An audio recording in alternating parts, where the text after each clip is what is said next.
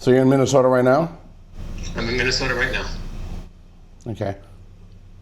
And just curious, you called me, why? Just to tell you. Just be a little annoying too, you know, because that's my job. It really is. All right, make sure you take pictures. Will do. All right, buddy. I'll talk to you later. All right. Bye. Those are the kind of calls I got.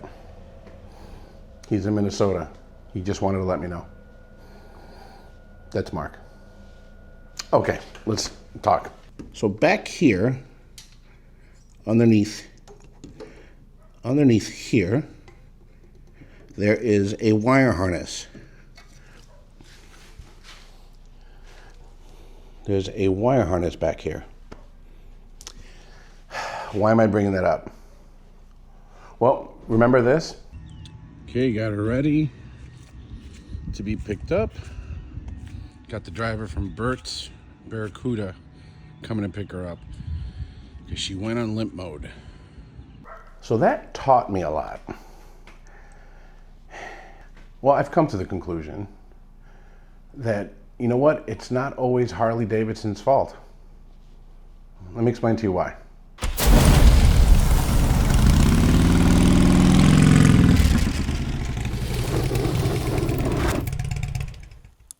Okay, so let me put a little bit of context to this. Back in Illinois, when I lived over there, I lived in an apartment and we didn't have a garage. So across the street, there was a storage facility, one of those public storages. That's where I kept my bike. And when I want to go riding, I would walk across and grab the bike and off I go.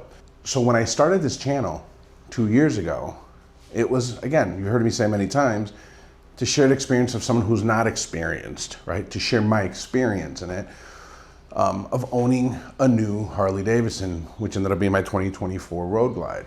So before we get into the video, I wanted to make sure you understood the purpose of this also. This is my first new bike, and after seeing everyone with their journeys with their bikes, some of the challenges they ran into, it's a first generation, you know, what bugs are going to work out. I figured this channel was really based upon that, to go ahead and create this journey and see the things that I kind of run into. As mentioned on my bio there, I'm not like a doctor, lawyer, mechanic, or anything like that. I'm literally just the average middle-class guy who just loves the biker community. So why not start a channel, go through it, and just see what the average person goes through with these new generation bikes. One of the very first things I did on my own, and I'm not qualified to even use a screwdriver, I should probably be banned from it, I decided to do the heavy breather and the Screaming Eagle tuner so I could have a stage 1. I installed this a little over 2 years ago. So since I've installed it, I've put on about 10,000 miles in the past 2 years. We're talking here from the Chicago area up to Milwaukee, Wisconsin, central Illinois, with a ride with a couple friends of mine from church. When I moved out to Florida, central Georgia, all the way down here to the Tampa area, she was fine. She rode great. And I've obviously done other modifications, which I've gone through before.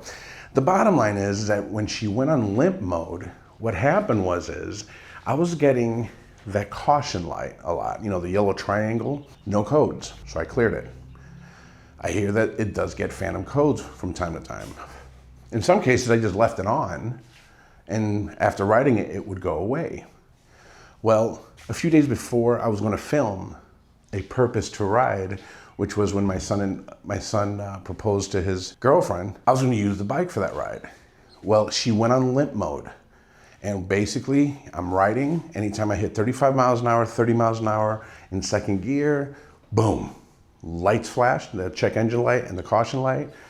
That's it, she ain't moving. I barely had any response. And luckily, thank the good Lord, this happened when I was just a block away from home. 2 more times after that, I was able to replicate it almost perfectly.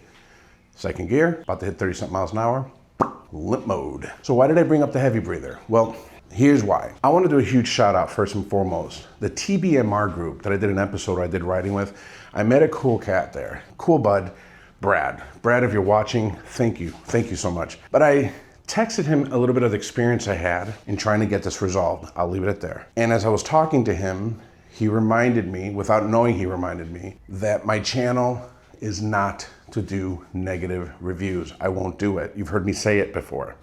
I had a negative experience. I'm not here to bash other dealerships because, well, they got bills to pay too, families. So I'm not gonna do that.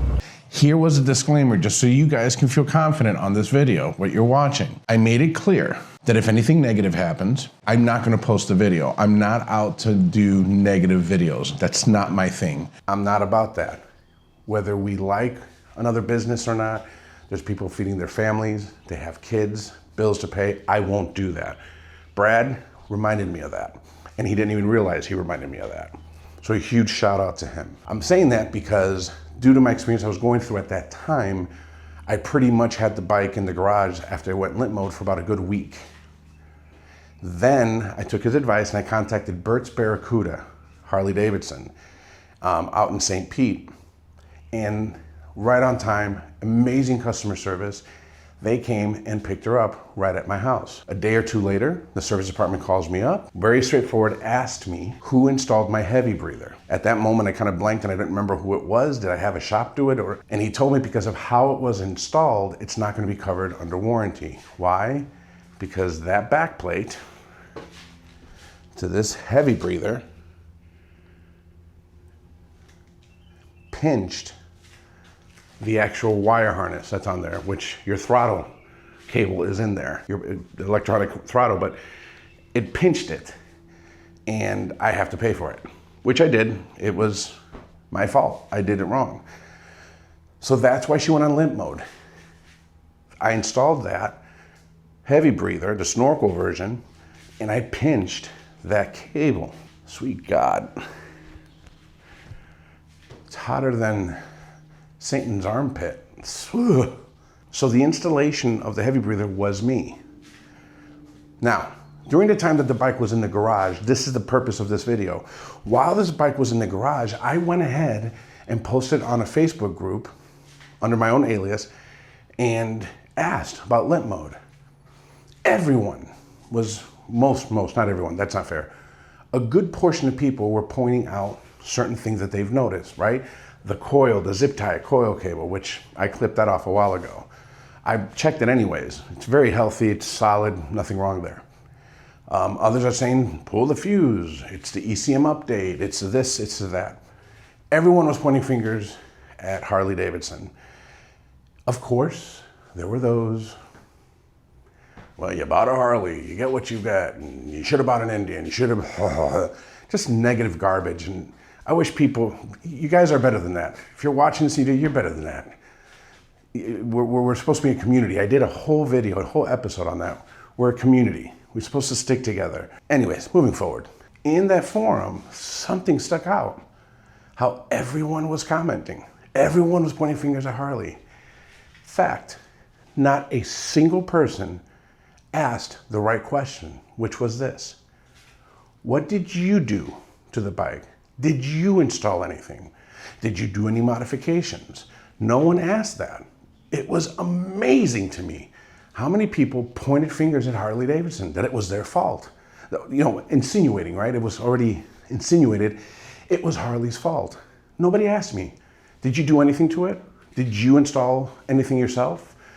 That's it. And it's true, because every time I see these negative posts and negative videos about Harley Davidson, the first thing I've always asked myself, well, what did you do to the bike? They're already blaming the company. Well, what did you do? Did you go ahead and install your headers? Did you go ahead and install your bars? Did you put a Thundermax? Did you go ahead and tune it, right? Nobody asked the hard questions. Immediately blamed Harley Davidson. So I'm telling you right now, my bike going on limp mode was not their fault. It was because this idiot installed that incorrectly, pinched the wire, and it's completely my fault. Bert's Barracuda, huge shout out. Not only did they fix it, they came and dropped it off.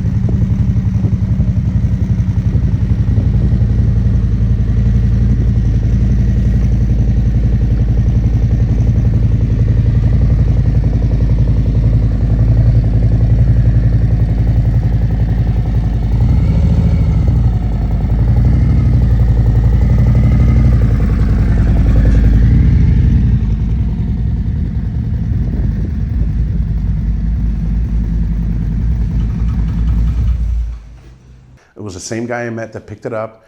Sweet guy. I was already at work. My wife was there.